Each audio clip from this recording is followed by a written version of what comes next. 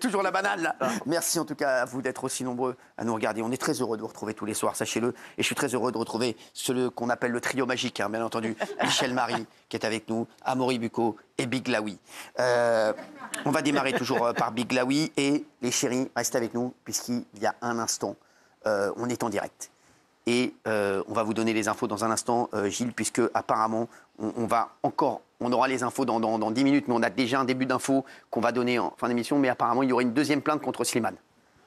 Exact. On va vous en parler dans un instant. Ça vient de tomber à l'instant, sachez-le. Donc on est dessus. On va même modifier, le conducteur, puisqu'on vous en parlera. Les infos tombent, minute par minute. Donc on aura les dernières infos dans quelques minutes sur C8, bien entendu. Et vous pouvez modifier le conducteur, bien entendu, en régie. Merci.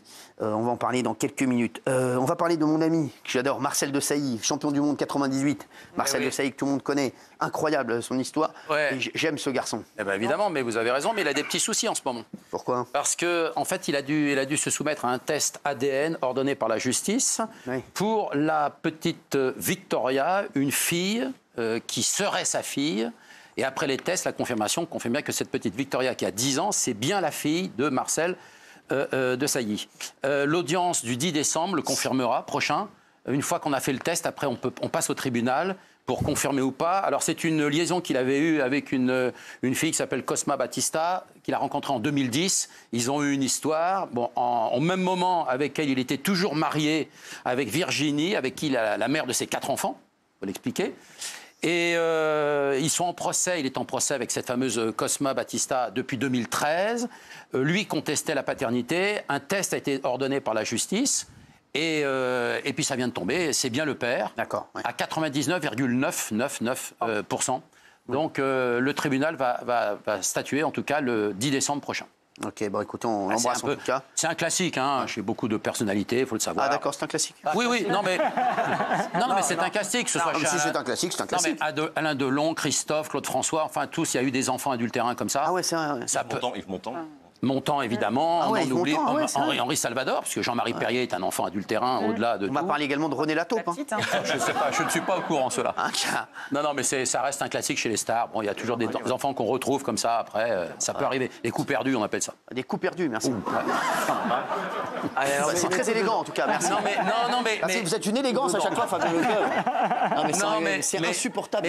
Mais c'est comme ça, ça existe. On ne peut pas dire ça. À la petite fille surtout, tu peux pas dire ça exactement. Mais c'est pour ça que la justice, je pense, va réparer tout ça en ordonnant justement. Son ex-compagne, en tout cas, réclame 5 000 € de pension alimentaire. Perdu, ça fait plus tous les dommages. Bien sûr, exactement. Bravo. Mais effectivement, non, mais je partage votre avis. Mais à un moment donné, on ne peut pas changer la société. Voilà, c'est comme ça. Qui vous a on veut l'améliorer, mais on. De quoi il parle? Voilà. Merci. C'est comme ça, ça arrive. C'est bon. C'est pas la première fois. C'est bon, merci, c'est bon. Gilles Verdet, j'aimerais qu'on a. Voilà, en parlant. Ça, c'est une belle histoire. À 50 ans, écoute, racontez ça, c'est une belle histoire. Voilà, c'est pas comme vous, là. Oui. C'est une histoire incroyable. C'est un homme aux États-Unis qui a été adopté en 2009. Il avait 35 ans.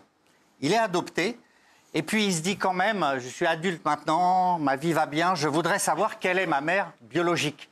Et donc, il fait appel à une chasseuse de généalogie qui va travailler et qui va retrouver une dame qui a eu un enfant, qui lui raconte, qui dit « Oui, j'ai eu un enfant à 17 ans, je ne me sentais pas capable de l'élever et je l'ai confié au service d'adoption. » Et à ce moment-là, la chasseuse généalogique va parler avec cette dame qui est boulangère. Elles vont se raconter des choses, etc. Et puis, en se rapprochant, ils vont se rendre compte que cette boulangère, elle connaît l'homme de 50 ans. Pourquoi elle le connaît? Parce qu'il est client de la boulangerie. Il y va 2 fois par semaine dans cette boulangerie pour acheter son pain, etc. Et donc, ils parlaient tous les deux en plus. C'est ça qui est dingue. L'homme et la boulangère parlaient tous les deux, mais jamais de leur vie intime, etc. Donc, finalement, ils vont tomber d'accord pour se voir. L'homme de 50 ans abandonne son travail, retrouve sa mère biologique et aujourd'hui, il travaille dans la boulangerie. Grâce à cette chasseuse. C'est incroyable. C'est une magnifique histoire. Génial. Ça, c'est beau. Ça, c'est beau. Voilà. Ça, c'est beau. Eh ouais. Ça, c'est beau. Il pue le pain. Parce que lui, il est, bien sûr, regardez, le roi de la fougasse, là. Regardez, il y a des faits divers qui ne sont pas faciles à raconter. Oui, mais c'est pas ce qu'on vous a demandé. Ce qu'on vous a demandé. Alors, tiens, qu'est-ce qui s'est passé pour Kate et William, là? Ah oui, Kate et William, alors, grosse frayeur. Ah ouais? C'est révélé depuis hier au Daily Mail, dans le journal Le Daily Mail là-bas à Londres. Parce que dans la nuit du 13 au 14 octobre dernier, eh bien, 4 hommes masqués ont escaladé une clôture d'1,80 m, la fameuse propriété où résident justement Kate et William. Cette nuit-là, ils étaient au domaine, dans le manoir, ils dormaient là, avec leurs 4 enfants.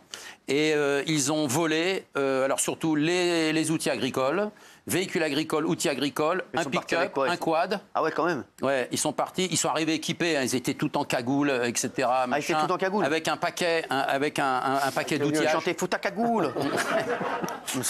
Avec de l'outillage, ils sont partis avec des outils agricoles et un pick-up.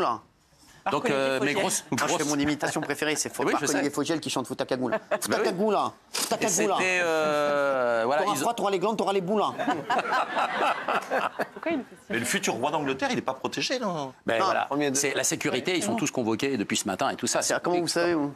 Parce qu'on a des retours, évidemment. Mais vous avez des retours de Londres aussi? J'ai appelé ce matin, évidemment. Vous avez appelé Londres, vous avez appelé qui à Londres? Des gens, je donne pas mes sources, généralement. La gare du Nord, là. Elle va me dire, il a appelé la gare du Nord. Un Eurostar. Il a appelé l'Eurostar. Non, mais c'est panique à bord quand même, parce Merci. que la sécurité s'interroge. Gilles Verdez, il y a 2 nouvelles plaintes pour viol contre PPDA, apparemment. Absolument, et c'est des nouvelles plaintes qui peuvent remettre en question la prescription. Pourquoi? Parce que ce sont 2 femmes qui avaient déjà porté plainte, ça avait été classé sans suite pour prescription. Mais elles reportent plainte avec constitution de partie civile et leur argumentaire, c'est de dire qu'il ne peut pas y avoir prescription parce qu'il y a une sérialité, c'est-à-dire que c'est le même auteur potentiel, le même mode opératoire. Et il y a une affaire qui s'est passée récemment avec un meurtrier de la Sambre, le violeur de la Sambre, qui avait commis des actes apparemment prescrits, mais comme il y avait une sérialité, la justice l'a jugé pour tout, il a été condamné. Donc ces 2 femmes-là, elles disent il faut absolument qu'il y ait un procès et que notre plainte soit reçue. Alors, elles ont choisi de continuer le combat judiciaire. Elles espèrent un procès PPDA. En tout, ça fait 50 femmes qui ont accusé PPDA. Donc voilà, une information judiciaire est ouverte au tribunal de Nanterre. Il nie. Alors, on va passer à cette histoire folle à Moribucco.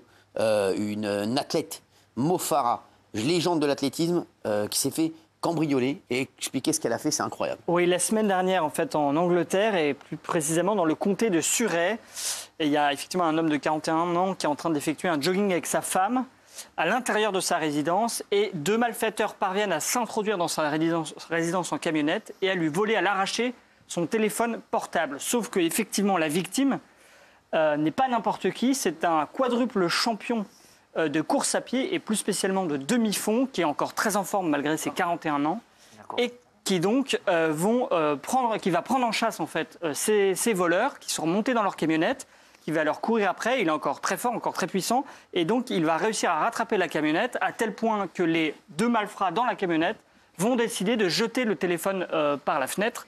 Donc la course-poursuite était plutôt à son avantage. Et une enquête a été ouverte, évidemment, pour identifier les 2 personnes qui sont introduites dans son domaine et comprendre comment ils ont réussi à rentrer malgré les portiques de sécurité. C'est incroyable, cette histoire. Ouais. Incroyable. Ça va nourrir sa légende, ça c'est sûr.